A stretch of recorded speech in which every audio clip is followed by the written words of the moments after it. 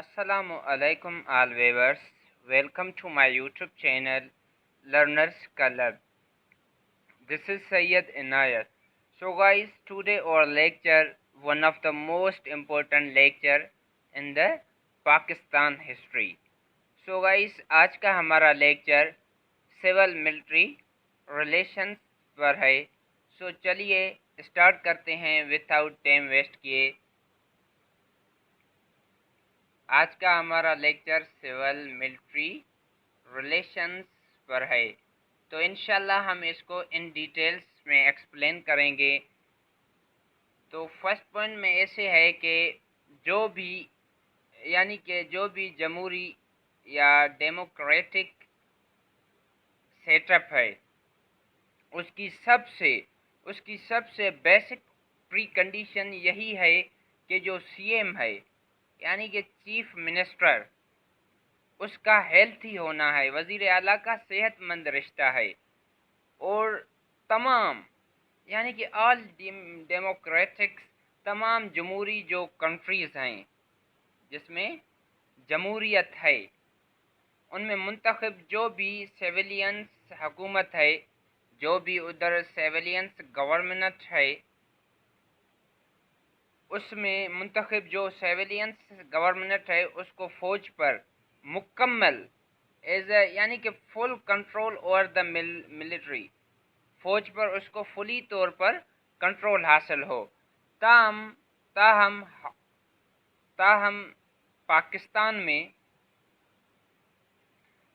अगर पाकिस्तान का देखा जाए तो उसमें जो हुक्मरानी है यानी कि गवर्नेंस है एंड पावर हैज़ गवर्नमेंट हुकूमत और ताकत पर कंट्रोल सिविलियंस बिलादस्ती का है, यानी कि civilians supremacy and military role का है. सिविलियन बिलादस्ती और फौजी हुक्मरानी के दरमियान ये चीज़ घूम रही है पाकिस्तान में. अगर हम सिविलियंस गवर्नमेंट को देखें तो उसको हमेशा डेमोक्रेटिक जो जमहूरी जो पार्टियां हैं जो यानी कि जमहूरी पार्टीज़ हैं उनके दरमियान पार्टियों के दरमियान तवाज़ुन और मसावत बरकरार रखने और फ़ौज के आला ऑफिसर्स को, फ़ौज के जो भी मिलिट्री के आला ऑफिसर्स हैं उनको हैप्पी रखना और सेटिस्फाइड रखना ये जमहूरी हुकूमत का एन वर्क है, खुश रखने में. और जो भी जमहूरी है पाकिस्तान को उसको सिविलियंस को खुश रखना बहुत ही ज़्यादा मुश्किल पेश आती है कि जो सिविलियंस के ऑफिसर्स हैं उनको कन्विंस करना और सेटिस्फाइड करना और उनको हैप्पी रखना ये जमहूरी हुकूमत के लिए वेरी डिफ़िकल्ट वर्क. अगर हर सिविलियंस देखा जाए तो हर सिविलियंस गवर्नेंस हुकूमत इस बात को मद्देनज़र रखते हुए अपना कोई भी उसका डिसीजंस कोई भी अगर किसी भी गवर्नमेंट का होता है वो इस चीज़ को मद्देनज़र रखते हुए कि फ़ौज को अलग नहीं किया जाए, जो मिलिट्री है उसको कभी भी उस फैसले से अलग नहीं किया जाए, उसका ख्याल रखा जाता है. वक्त गुज़रने के साथ मिलिट्री जो है यानी फ़ौज ने बराह रास्त इक़्तिदार संभालने और हुक्मरानी पर किरदार को तरजीह देने क्या किया है कि मिलिट्री जो है उसने हुक्मरानी भी संभाली है और इक़्तिदार भी संभालते हुए किरदार को तरजीह देने के लिए फ़ैसला साजी में एक अहम रोल अदा किया है. अगर हम अपने किरदार को वसीयत दें तो जो मिलिट्री है उसने तकरीबन पाकिस्तान में निसफ गवर्नमेंट की है, यानी कि हाफ गवर्नमेंट अगर देखी जाए. जब से पाकिस्तान इंडिपेंडेंस हुआ है, आज़ाद हुआ है, फ्रीडम हुआ है, तब से जो मिलिट्री है उसने तकरीबन आधे से आधा हुकूमत चलाई है, गवर्नमेंट चलाई है मिलिट्री ने. तो history of martial law in Pakistan. ابھی ہم پڑھتے ہیں مارشل لا. مارشل اس کو کہتے ہیں مارشل لا کہ جہاں پر پاک فوج کی یعنی کہ حکومت ہو، جہاں پر جمہوری سسٹم ختم کر کے حکومت آرمی کی لگائی جائے. تو ابھی دیکھتے ہیں ہسٹری آف مارشل لا، اس میں کون کون سے یعنی کہ انہوں نے حکومت چلائی ہے. تو چلتے ہیں پاکستان میں مارشل لا کی تاریخ اگر دیکھی جائے 1947 میں جب پاکستان آزاد ہوا، اسی کے فوراً بعد جب پاکستان انڈیپینڈنس ہوا اس کے فوراً ہی بعد پاکستان کی فوج عروج سے، پاکستان کی جو فوج ہے وہ عروج سے اور تیزی سے شروع ہوئی. بالکل یہی تو ہے جس ملک کی ملٹری یعنی کہ ویکنیس کا شکار ہوگی تو وہ ملک کبھی بھی ترقی نہیں کر سکتا. اور پاکستان جیسے ہی انڈیپینڈنس ہوا 1947 کو تو فوجی میں عروج یعنی کہ پرائم لیول پر چلتے گئے، انسپائرڈ تیزی سے اور فاسٹلی. جو پولیٹیکلس آپ کہہ سکتے ہو کہ پولیٹیکل پروسیس اور ایکٹ ہے، اس میں اس کی تیزی سے بگاڑنے جو پولیٹیکل پارٹیز میں ہو رہا تھا اس میں تیزی سے بگاڑ ہو رہی تھی، یعنی کہ پارٹیز لڑ رہی تھی آپس میں. جب پاکستان آزاد ہوا تھا ایک پولیٹیکلی جو پروسیس ہے وہ بہت زیادہ بگڑ گیا تھا.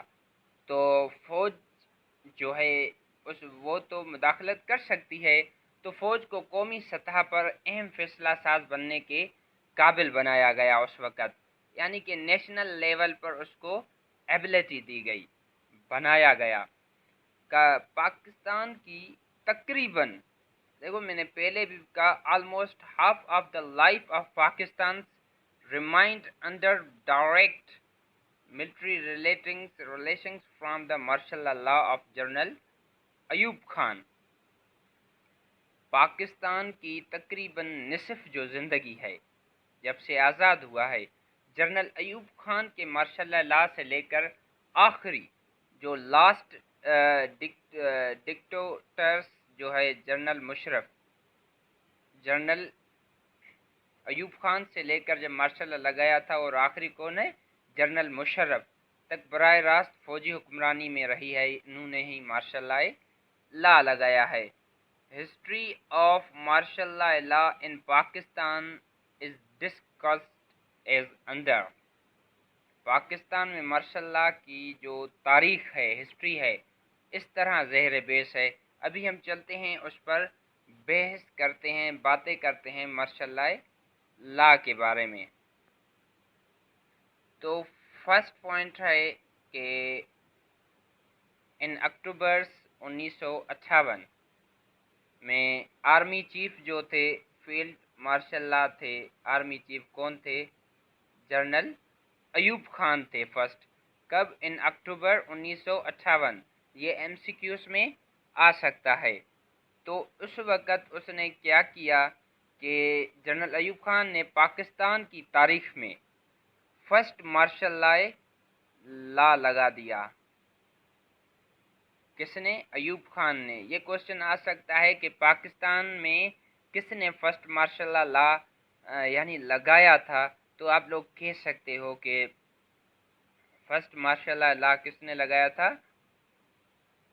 جنرل ایوب خان نے ہی لگایا تھا اکتوبر 1958 کو. پاکستان کی تاریخ میں انہوں نے کیا کیا ہے کہ رول پلے کیا ہے. 1962 تک مارشل لا کے تخت پر یعنی اس نے گورنمنٹ کو سنبھالا ہے. اس کے تحت حکومت کی. جب انہوں نے کچھ سیاستدانوں کو منتخب کر کے اپنی حکومت کو سیولنائز کیا، اس نے اپنی جو اس کی حکومت ہے جو وہ رول پلے کر رہا تھا اس کو سیولنائز کیا. اور کیا کیا کہ جو پولیٹیشنز تھے، سیاستدان تھے، اس کو پریزیڈنٹلز اینڈ کانسٹیٹیوشنز کے حساب سے ان کو لگا دیا ان کے تخت پر، اور صدارتی آئین قائم کیا. یعنی پریزیڈنشل کانسٹیٹیوشنز اس نے قائم کیا جس نے مارشل لاء کے بعد جب مارشل لاء ہوا تھا اس کے بعد ان کی حکمرانی کو قانونی حیثیت دی۔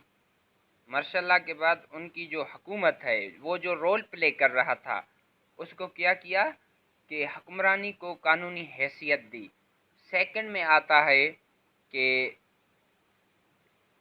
Second coup was staged in 1969 by General Yahya Khan.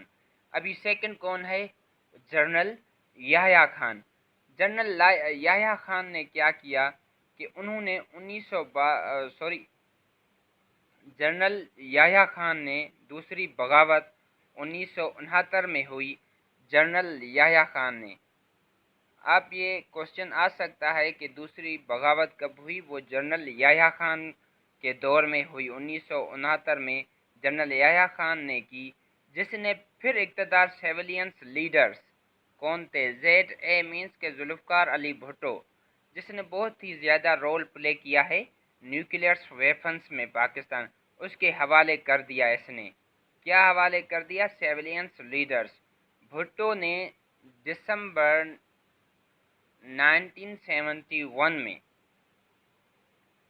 Dhaka کی جب شکست ہوئی تھی، انڈیا پاک بھارت جب وار ہوئی تھی، اس کی شکست کے بعد پاک بھارت کے نتیجے میں یعنی کہ ڈھاکہ کی شکست کی وجہ سے، انڈیا پاکستان کی وجہ سے یحییٰ خان نے ایک بغاوت کی اور ذوالفقار علی بھٹو کو دسمبر 1971 کو جو سیویلینس لیڈر ہے وہ حوالے کر دیا، بھٹو کے ہاتھ میں دے دیا۔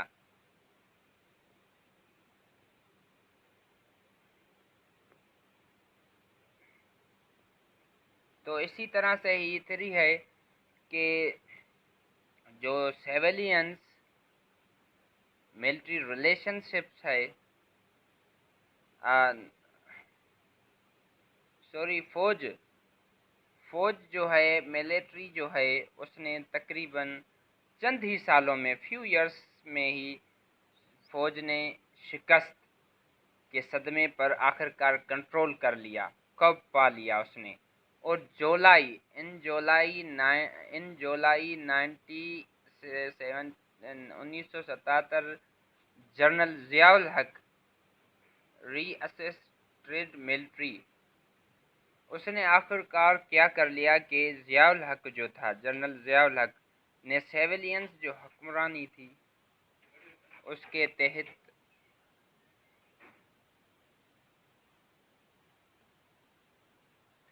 جو 1977 میں سیویلین حکمرانی کا، جنرل ضیاء الحق نے سیویلینس حکمرانی کا تختہ الٹ کر فوجی حکمرانی کو دوبارہ قائم کر لیا، یعنی کہ مارشل لاء کا آغاز کر لیا۔ جو ڈیموکریٹک گورنمنٹ چل رہی تھی اسے فلی طور پر ختم کر کے دوبارہ مارشل لاء لگا دیا۔ انہوں نے کیا کیا کہ 1977 سے لے کر 1985 تک اس نے مارشل لاء کی صدارت، یعنی کہ مارشل لاء کی پریزیڈائٹ کیا۔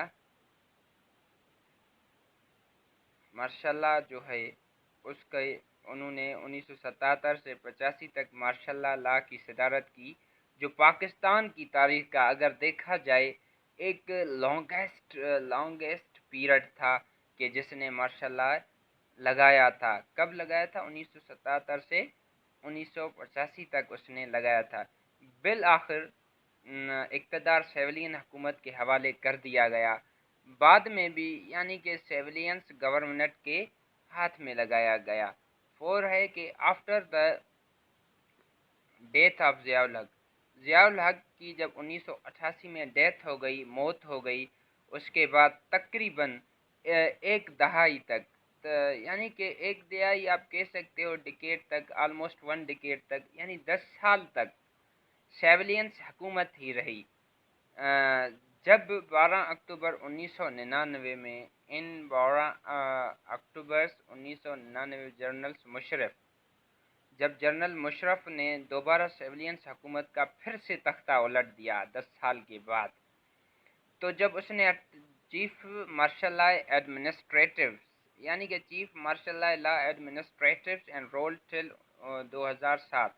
तो फिर उसने क्या किया कि मार्शल लॉ एडमिनिस्ट्रेटर्स बन गए और यहाँ तक कि हुकूमत की तकरीबन उसने 2007 तक हुकूमत का रोल प्ले किया।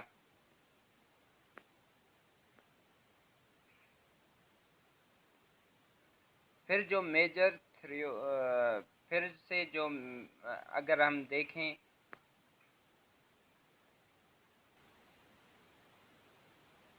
मेजर थियोरिटिकल डिस्कशंस इन सिविल्स मिलिट्री रिलेशंस पर अभी हम पढ़ेंगे कि मेजर थियोरिटिकल्स डिस्कशंस इन सिविल्स मिलिट्री पर।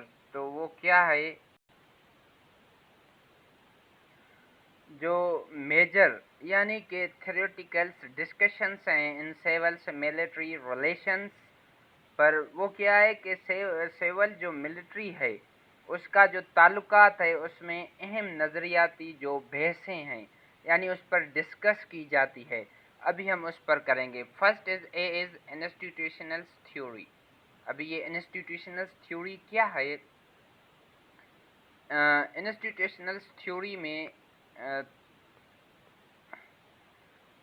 जब यानी कि इदारा जाती नज़रिया, इसको आप थ्योरी इंस्टीट्यूशनल इदारा जाती नज़रिया कह सकते हैं। जो सिविल्स मिलिट्री ताल्लुकात हैं यानी कि जो सिविल्स मिलिट्री रिलेशनशिप्स हैं उस पर 1957 की सेम्यूनल्स बुक्स पर 1957 को जब बुक हुई, सेम्यूनल्स बुक थी 1900 सेम्यूनल्स की, उस बुक पर अपनी यानी कि 1957 को the soldiers and the state The Soldiers and the States Samuel Huntington's and States में आप कह सकते हो कि सैमुअल पी हंटिंगटन ने दो दुनिया स्टेट में यानी कि two words difference between two words, दो दुनिया में दो दुनिया के इख्तलाफात को, दो दुनिया के दरमियान जो उसके इख्तलाफात हैं वो जो एक दूसरे से कॉन्फ्लिक्ट चलते आ रही हैं, एक दूसरे के फुली तौर पर वो एनिमी हैं, उनके बिहेवियर और इक़्तिदार के दरमियान तज़ाद के तौर पर, उलट के तौर पर बयान किया है। जो फ़ौजी एहलकार हैं मोस्टली जो कंजर्वेटिव्स एंड जो फ़ौजी सिविलियंस हैं, जो मिलिट्री पर्सनल्स हैं, जो के दरमियान तज़ाद के तौर पर फ़ौजी एहलकार ज़्यादातर खिदमत पसंद और जो कि आप कह सकते हो कि जर्नल सिटीजन्स हैं, ज़्यादातर तो लिबरल हैं, मोस्टली लिबरल हैं, जो ज़्यादातर लिबरल हैं। हर दुनिया अगर देखा जाए कि each world consist of a separate institutions with its own operative roles and norm, यानी कि हर दुनिया एक अलग इंस्टीट्यूट पर मुश्तमिल थी जिसके अपने ऑपरेटिव्स, कवायद, कानून व ज़ब्त, डिसिप्लिन्स, यूनिटी, फेथ, हर चीज़ अलग थे। मज़ीद ये कि अगर फर्दर मोर अगर हम देखा जाए तो ये फ़ौज का काम फितरी तौर पर सिविलियन दुनिया से बहुत ही मुख्तलिफ था। सिविलियंस जो वर्ड है उससे फुली तौर पर डिफरेंस था। एक ज़्यादा खिदमत पसंद फ़ौजी जो है, मिलिट्री जो है, यानी कि कंजर्वेटिव मिलिट्री जो है, खिदमत पसंद जो मिलिट्री है उसमें से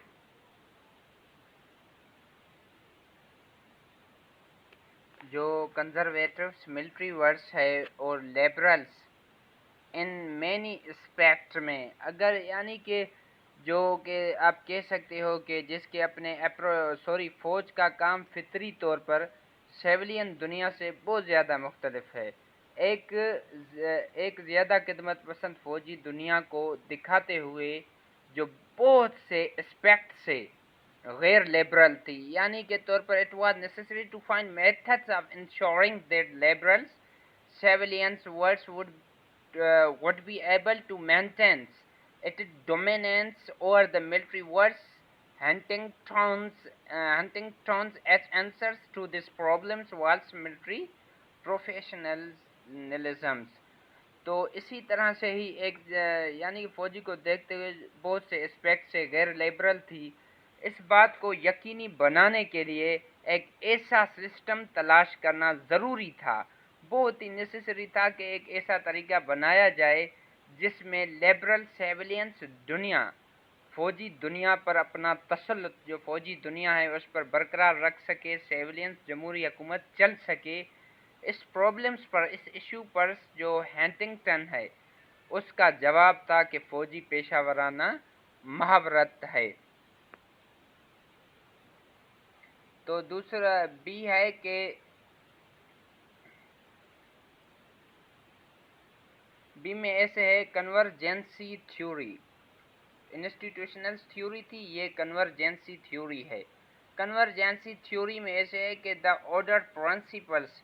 فرسٹ پوائنٹ میں ایسے ہے کہ جو سیولس ملٹری نظریاتی جو بحث ہے اس کے اندر دوسرا بیسک اور دوسرا بنیادی دھاگا تھا جو 1960 میں 1960 میں مورس جان وینس نے ڈی پروفیشن سولجر میں تیار کیا تھا. کس میں کیا تھا؟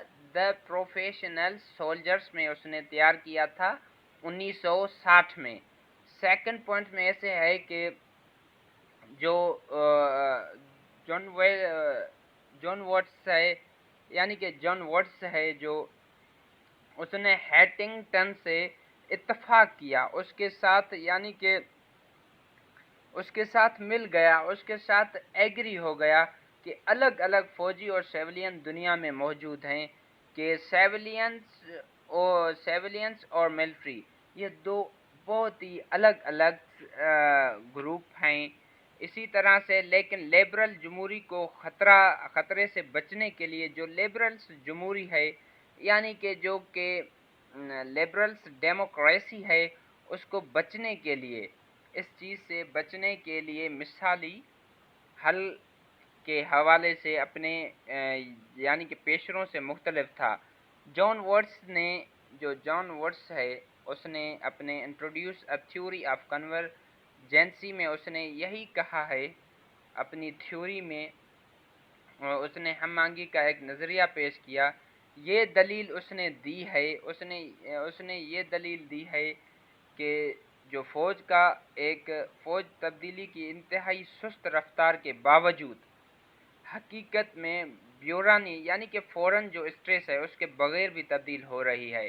کنورجنس تھیوری نے یا تو فوجی کی تہذیب یعنی کہ جو ملٹری اور ملٹرائزیشنز آف سوسائٹی یعنی سیویلائزیشنز ہے، اس کی جو ملٹری کی جو تہذیب ہے اس کو، یا معاشرے کی جو عسکریت ہے، جنگجی ہے، پسندی، اس کو پیش کیا. تاہم اس اہنگی کے باوجود جان واٹس نے یہ اصرار کیا ہے، یہ بیان کیا، اسٹیٹمنٹ دی ہے کہ جو آرمی کی جو ورلڈ کی یعنی کہ جو جو کہ ملٹری ورلڈس ہے، ملٹری کی دنیا ہے، اس میں فوج کی سیویلین سے کچھ ضروری اختلافات کو برقرار رکھتے ہوئے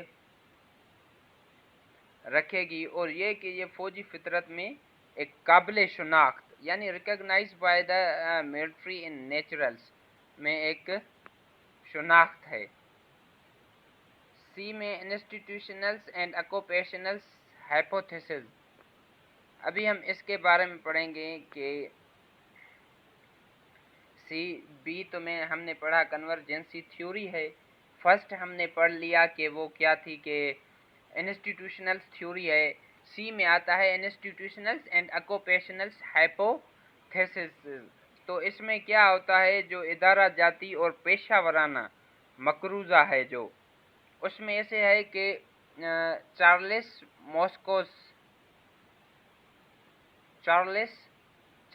ماسکوس نے ادارہ جاتی پیشہ ورانہ 10 مقروضے کو ایک یعنی کہ آرمی آرمی جو آرگنائزیشنس ہے اور جو آرمی کی چینجنگس ہیں ان کی جو تکاہلی ہے، ان کی جو ناکاہلی تاریخی اسٹڈیز کو فروغ دینے کے لیے ایک ذریعے کے طور پر تیار کیا ہے ملٹری آرگنائزیشنس کو، ملٹری چینجز کو فلی طور پر اس نے ریڈی کر کے طور پر تیار کیا۔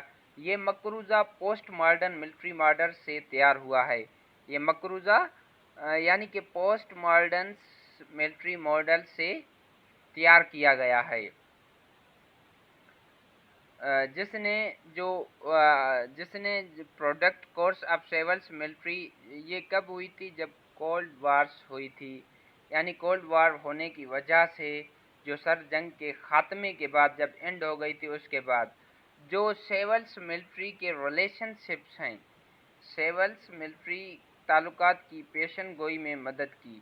103 یعنی کہ 103 میں مقروضے نے یہ پروف دیا، یہ دلیل دی کہ جو آرمی ہے وہ ایک ایسا انسٹیٹیوٹس ہے، ادارہ جاتی ماڈل ہے، انسٹیٹیوشن ماڈل ہے، فوج کو ایک ایسی آرگنائزیشنز کے طور پر پیش کرتا ہے جو سیویلین جو سوسائٹی ہے اس سے بہت ہی زیادہ مختلف ہے، جبکہ آکوپیشنلس ماڈلس آرمی کو سٹیزنز اسٹرکچر کے ساتھ زیادہ متضاد کیا گیا ہے، اس کو فلی طور پر کنورجنٹ وتھ سیویلینس اسٹرکچر سے بیان کیا گیا ہے۔ انسٹیٹیوشنلس ماڈلس ملٹری آرگنائزیشنز کو معاشرے کے درمیان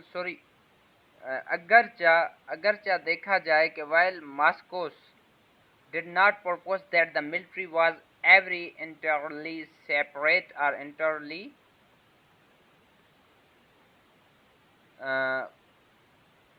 coterminous with civilian society، اگر ماسکوس نے یہ تجویز نہیں کی، یہ پرپوز نہیں دیا کہ فوج کبھی بھی شہری معاشرے سے مکمل طور پر الگ یا مکمل طور پر شہری جو معاشرہ جو سٹیزن سوسائٹی ہے اس سے الٹ نہیں تھی، لیکن پیمانے کے حساب سے، اسکل کے حساب سے اگر دیکھا جائے تو مسلم افواج اور معاشرے کے درمیان بدلتے ہوئے انٹرفیس کو اجاگر کرنے میں بہتر مدد کی ہے۔ کس نے؟ آرمی نے، آرمڈ فورس نے سوسائٹی میں بہتر مدد کی ہے۔ ڈی میں آتا ہے کہ ایجنسی تھیوری۔ اب یہ ایجنسی تھیوری کیا ہے؟ ایجنسی تھیوری میں ایسے ہے کہ جو ویٹنام تھا، ویٹنام وار ایک جنگ تھی، ویٹنام کی جنگ، اس نے سیول ملٹری جو تعلقات تھے، سیول ملٹری جو ریلیشن شپس تھے، اس کے بارے میں گہری دلائل کا آغاز کیا جو آج بھی طاقتور اور بہت ہی زیادہ مضبوط اثرات مرتب کر رہے ہیں۔ ایک فوجی حلقے میں اس تنازع پر، اس کانفلکٹ پر مرکوز تھا کہ امریکہ فوجی معاملات میں ایک غیر ضروری سیویلین مداخلت کی وجہ سے جنگ اسی طرح سے ہار گیا۔ دلیل یہ دی گئی، آرگیوٹس یہ دیے گئے کہ جو سیویلین قیادت نہ سمجھنے میں ناکام رہی اور فوجی طاقت کا استعمال کیسے کیا جائے اور فتح کے حصول میں طاقت کے استعمال کو غلط طریقے سے روک دیا جائے، یہ چیزیں اس میں۔ ٹھوریکا آف پاورز، اس میں ایسے ہے کہ ٹھوریکا آف پاورز، ٹھوریکا کس کو کہتے ہیں؟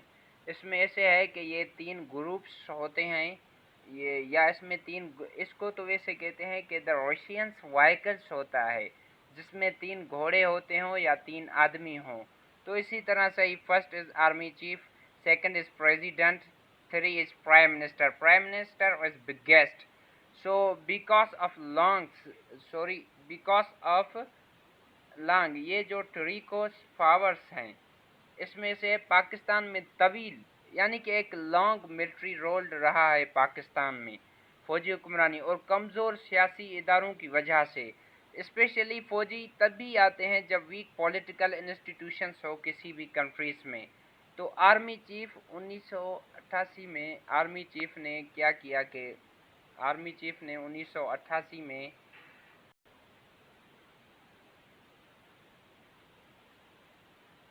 جو بڑے عرصے تک پاکستان میں یعنی کہ آرمی کا دور رہا ہے. آرمی تبھی آتی ہے جب ویک پولیٹیکل انسٹیٹیوشنس ہو کسی میں بھی, کسی کنٹریز میں بھی ہو, تو اسی وجہ سے ہی تب آتی ہے. آرمی چیف 1988 کے بعد, جب 1988 کے بعد آرمی چیف کے بعد اقتدار کا تقسیم یعنی کا ایک اہم ستون بن گیا تھا, تو صدر اور وزیر اعظم کے ساتھ ساتھ سی او ایس سی یعنی کہ president and the prime minister کے ساتھ C O A S in constitution 1/3 of powers of troika یعنی کہ ایک تہائی حصہ ہے, یعنی آپس میں وزیر اعظم کے ساتھ ساتھ سی او اے سی ٹریکو کی طاقت کا ایک تہائی حصہ جو ہے پارٹ ہے, ایک اضافی ملکی تھا.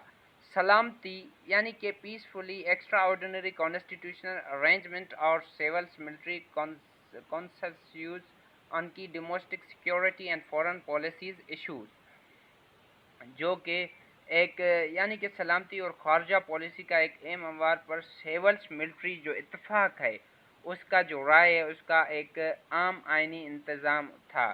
ٹرائی کے وقتاً فوقتاً ملاقات کرتی ہے, تو ٹرائی کو meets periodically and discuss and importance matters of states. وقتاً فوقتاً ٹرائی کو آپس میں ملاقات کرتی رہتی ہیں. کون؟ Army chief, president, prime ministers, یہ آپس میں ملاقات وقتاً وقتاً کرتی رہتی ہے, اور اسٹیٹ کے تمام جو بھی اسٹیٹ کے میٹر ہوتے ہیں ان پر بات چیت کی جاتی ہے, ان پر یعنی کہ اسٹیٹ کے کسی بھی ریاست کے تمام معاملات پر تبادلہ خیال کرتی ہے. کوئی بھی سیویلین حکومت, اگر کوئی بھی سیویلینس گورنمنٹ ہو, وہ سی او ایس یعنی کہ جو سیویلین حکومت ہو او ایس کو ملک کے جو تربیتی فیصلہ سازی خارج کر کے ٹرائیکو کو توڑنے کی جرت نہیں کر سکتی.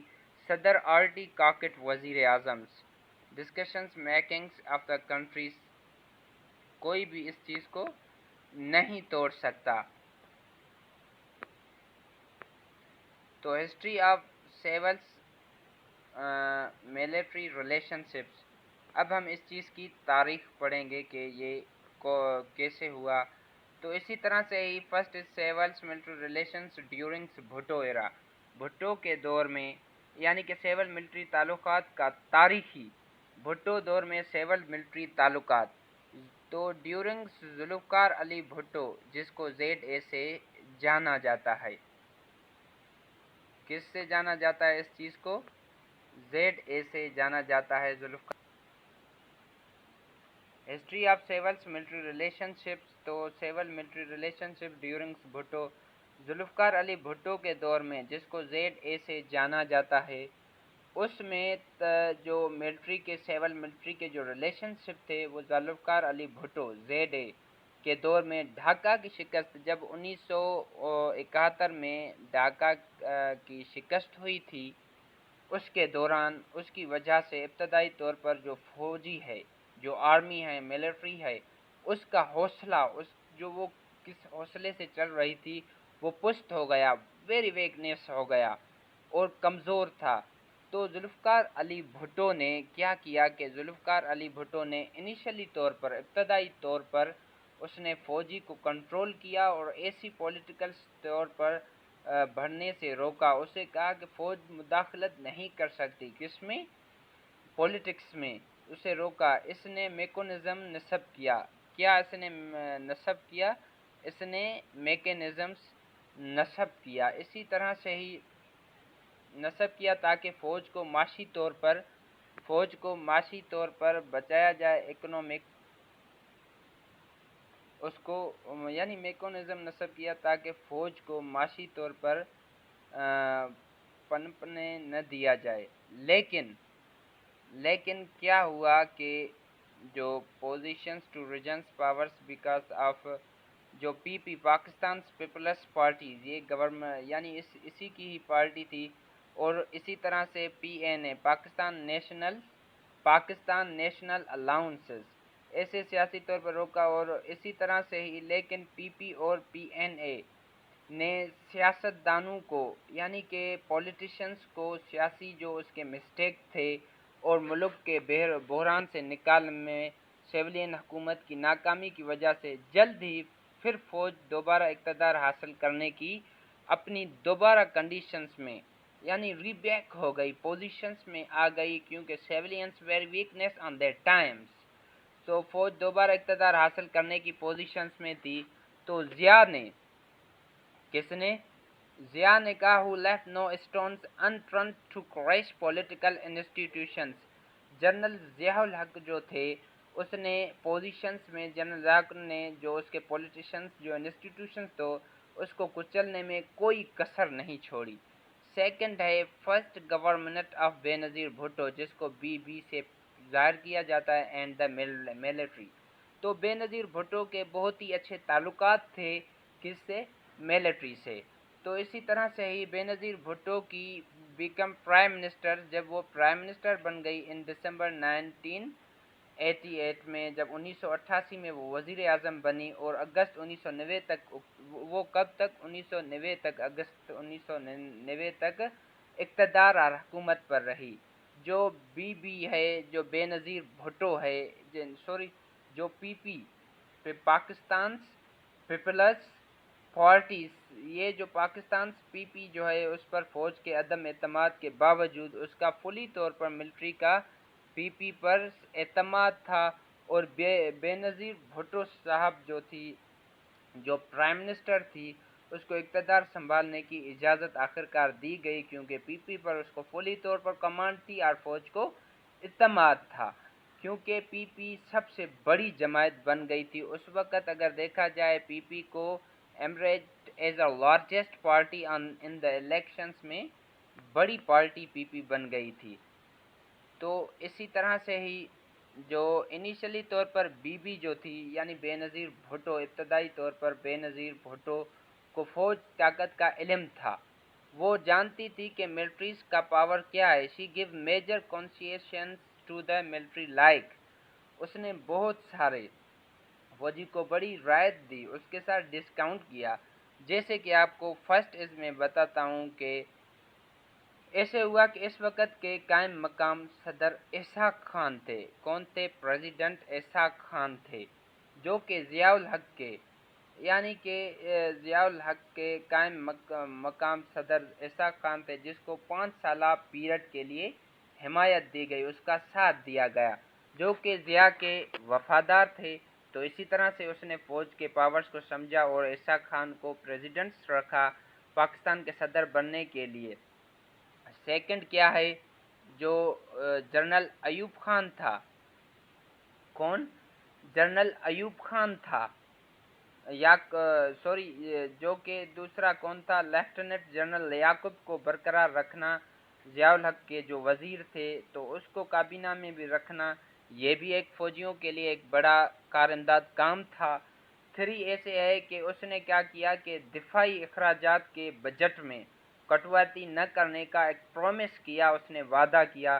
لیکن جلد ہی فوج کے ساتھ بے نظیر بھٹو پرائم منسٹر کی حکومت کے جو ریلیشن شپ ہے اس میں تلخی پیدا ہو گئی، ایک غیر رمونوی ہو گئی، جس کی وجہ سے درج ذیل وجوہات ہیں. ابھی ہم دیکھتے ہیں ان کے درمیان کیا کیا چیزیں ہوئیں. تو فرسٹ میں ایسے ہے کہ جو حکومت کی سیاسی اور اس کی جو معاشی اکنومک جو بد انتظامیہ ہیں اس کو صحیح طریقے سے نہیں چلا سک رہے تھے، اور اپوزیشن جو گورنمنٹ تھی آئی اسلامی جمہوریہ اتحاد کے ساتھ موز آرائی ہو گئی. سیکنڈ کیا ہے کہ فوج اپنی داخلی خود مختاری جو انٹرنل جو اس کی اتھارٹیز ہے خود مختاری کو سیویلین حکومت کی طرف سے چیلنج سمجھتی تھی. جیسے ہی فوج آفیسروں کی جو تقریریاں تھیں، ان کے جو اسپیچ تھے، ان پر تبادلہ میں مداخلت کی گئی. 3 میں کیا آتا ہے؟ 3 میں یہی کہ سندھ میں امن و امان کے مسائل پر، پرابلمز پر، ایشوز پر، جس کی وجہ سے پروونسز کی نسلی تقسیم اور سٹیزن سندھ جسے اردو بولنے والے اور دیہی سندھی جو سندھی بولنے والوں میں ہوئی. اسی وجہ سے بھی 4 کیا ہے، بے نظیر بھٹو صاحب جو تھی، بی بی کا پنجاب حکومت کے ساتھ محض آرائی، جس پر اپوزیشن آئی جی آئی کا کنٹرول تھا۔ کس کا تھا کنٹرول اس چیز پر؟ اپوزیشنز کا کنٹرول تھا، اپوزیشن کے ساتھ محض آرائی، جس پر اپوزیشن آئی جی آئی کے وزیر کنٹرول تھی، اور نواز شریف پنجاب کے اس وقت کیا تھے؟ نواز شریف چیف منسٹر تھے، سی ایم تھے، کس کے؟ پنجاب کے تھے۔ ایز اے رزلٹ اب دیکھتے ہیں کہ کیا ہوا کہ مذکورہ بلا عوامل کے نتیجے میں بے نظیر بھٹو کے صدر کے ساتھ، پریزیڈنٹ کے ساتھ تعلق بگڑ گئے۔ کس کے ساتھ؟ اسحاق خان کے ساتھ۔ اس ویرینٹ کی وجہ سے، اس تصادم کے بارے میں سی او اے ایس کے ساتھ تفصیلی ان ڈیٹیلز اور ایکسپلینس کے ساتھ ڈسکشنز کے بعد اسحاق خان نے 1990 میں، کب؟ 1990 میں بی بی کی پہلی سویلین حکومت کو آخرکار اس نے، اسحاق خان نے فلی طور پر برطرف کر دیا۔ گائز اگر انشاءاللہ یہ فرسٹ پارٹ تھا سیولز ملٹری ریلیشنز کا، انشاءاللہ جلد ہی میں سیکنڈ پارٹ کو بھی اپلوڈ کر دوں گا۔ تو گائز اگر ہماری چینل آپ کو اچھی لگی، اگر ہمارا ویڈیو آپ کو اچھا لگا تو لائک کریں، کومنٹ کریں اینڈ بیل آئیکن کا بٹن کو کلک کریں۔ تو guys thanks for watching my channels, thanks for watching my channels.